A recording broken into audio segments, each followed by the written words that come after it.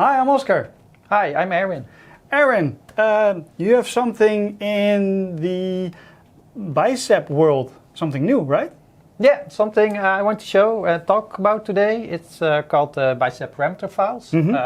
If you've used Bicep before, let's small recap. It's infrastructure as code, and it's basically designed to help you write easier infrastructure as code files. They convert to ARM templates. So it's basically transpiled to ARM JSON, right? Yes. Bicep, but it's a domain-specific language for infrastructure as code. Yeah. But that's the thing, right? Because I'm already triggered, you say param files, and the parameter files for ARM are basically the same ones as we use in Bicep normally. It's those pretty extensive JSON, weird formatted files. Yes, that's correct. That's how it has been up until now. So the normal ARM templates could already be written in Bicep, but the parameter files not. But they were still basically ARM. They were still basically ARM, just JSON.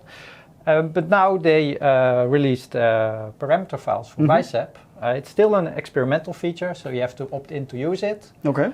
But I have a small demo to show it because it really looks great and it brings all kind of other awesome features that Bicep brings to the table. Okay. And for the use of parameter files is normal per environment, different settings that you want to tweak. And there are a few ways, right? Because you can also just pass them on the command line. Yeah. So you have the command line, you do the AZ create or whatever statement it is, and you have the, what is that, dash P? Dash parameters. Dash parameters. Then you can just do a space separated, so environment equals dev, name equals Betatalks, etc. Or you can put parameter file in there, so main.parameters.json, and if you have the latest version, it now also supports main.bicep param, which is bicep parameter files. So bicep param is the extension for those files. Let us see it. I'm curious. Okay. So what I made here is a small demo. It's just app service which creates a identity. It creates an app service plan, and then it creates the web app and staging slot for it. So default app server setup demo. Yeah, right? so really small. So as you can see, I have three different parameters in this file: environment, name, and location. So location already has a default value. Name has some attributes on it, a minimum length and a description. And environment only has a set of allowed values. So if you would have previously, your parameter file would have looked like this. It's really, it's environment, you can specify the value, but there really is no IntelliSense help or anything. Like if I want to but it's really freeform, what kind of object it is. It can be anything, it doesn't know anything, like false, null, true are the options I get. It makes no sense. So what they did, let's but it's basically like a standard JSON format, and within you define a dictionary, name value combination. So what we now can do is create a new file, and we call it, not like this. We call it main.demo.bicep param, and it immediately recognizes it as a bicep param. You see it gets a purple bicep icon instead of the blue one. So this is your Visual Studio Code extension that actually already knows about it, right? And then you see, not sure if visible, but there's already a red line saying, is not correct. This is not correct, it's experimental feature, you have to opt in for it. So let's do that first. To opt in, you have to go to the Bicep configuration files. I don't have one yet, so if you press F1 in Visual Studio Code, you get your command palette. If you type Bicep, create Bicep configuration file, select it. It's just JSON file, and in that you can add, it's all code completion, experimental features enabled, and which one do we want? Param files, and we want it to be true. So as soon as we do this, it's still red, but now it's different red, because the bicep parameter file needs to be linked to a bicep file. That's what's complaining now. So we have to say, okay, I want to have this parameter file, I want to use it for main.bicep. And as soon as I do that, we get another red squiggly line. Oh, that's interesting because you're declaring using, like we're used to just opt in for a namespace or anything. But that's basically saying like I am made for this file. Yeah. So it can autocomplete based on the params that are in there. So it's like a reverse dependency on the Bicep file there. So I'm also immediately guessing that multiple targets for the same param file is then not an option, or you didn't check that yet? Didn't check it yet, preview, but the preview we can check it out. But I'm with the JSON files sometimes reuse them. Like I have a base set, like this is for production or dev environment for that region, and then we have specific things for setups. If you have an extensive infrastructure setup, so I'm actually opting in then for a set of param files, and in this case that would be a bit difficult because then you won't have the common reuse. Yeah. But continue, indeed, using statement. Okay. So so as soon as it knows main.bicep, it scans that files and knows, okay, you have environment, a name, should be in this file somewhere, because they don't have default value. Location is not in this list because it has a default value in the file itself. But you can specify, right? You can specify it. So if you do like control space, you get param, it shows all the options that are available. And for example, for environment, we had a couple of allowed values, so it immediately shows you, okay, these are the options you can pick. Okay, that's cool. Also, if you hover it, you can see the type it has, demo, dev, prod, test. Same if you want, for example, name,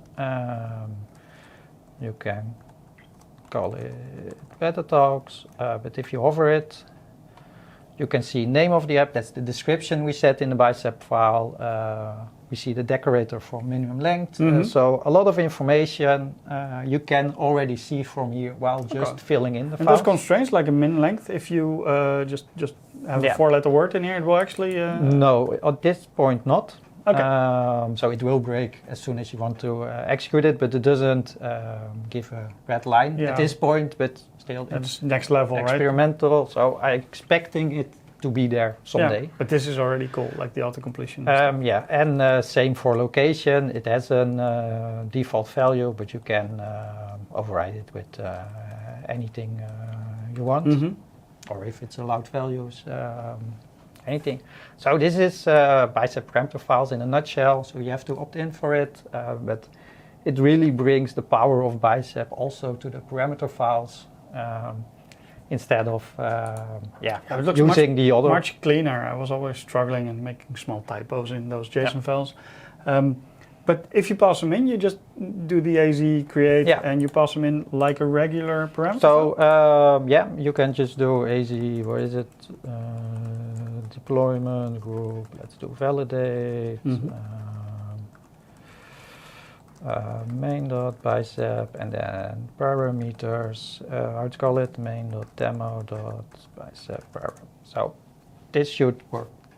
Okay, and now in the background is already converting it to ARM template, and I guess also now the ARM param file and just joining that into one template. And I made a typo. Of course. Oh, name is not valid, because we made it so in that step, so short. It validates it, of course. So that's awesome. But this is so cool, and I'm guessing in the latest AZ Bicep, if you just get the latest version, it's already there, or do you need a preview of that one? No, it's released. I think in March it was released for AZ Azure CLI, and in April it was released for PowerShell. So if you have the latest version, or at least versions released around and then did you opt in dates? for the preview feature toggle locally? That is what you do with the configuration file. Yeah. That's awesome. Yes. But we can use it. My question further, like if you would, because we're into opinionated about those pipelines. In a build stage, we want to create an ARM template, right? That is not our common practice. To not have to do the transpile on every phase of a deployment. But does that mean that if you do that create, or that transpilation create an ARM, you will carry the next step into normal JSON param files? So it will have the same naming, or how does that work? Or is it just one template? So it doesn't add the Bicep parameters in the template, so still two separate things. But the the system is smart enough and you can combine it. So if we would do AZ bicep build main.bicep, then we get the JSON out of it. And then we should be able to do main.json.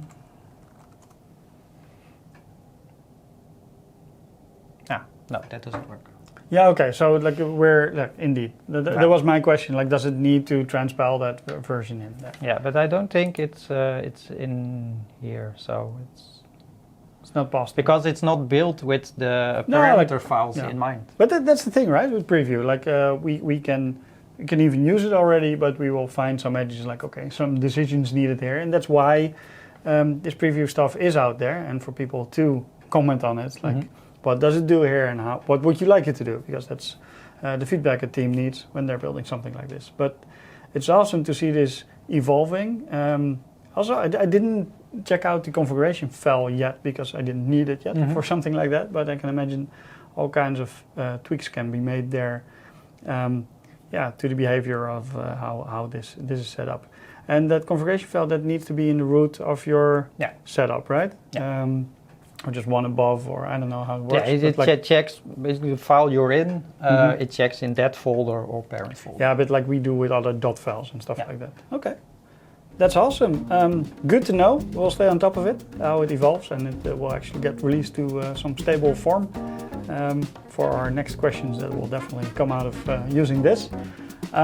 So thanks for this information, and thank you for watching, and see you next time. Bye. Bye.